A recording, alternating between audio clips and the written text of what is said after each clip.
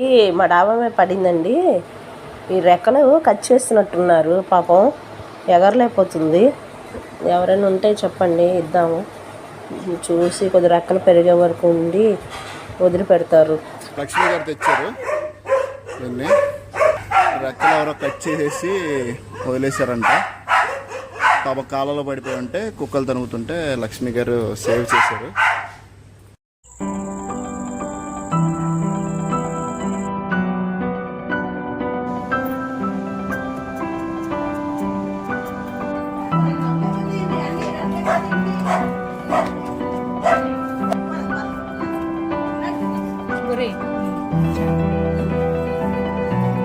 నిన్ను వదులుతా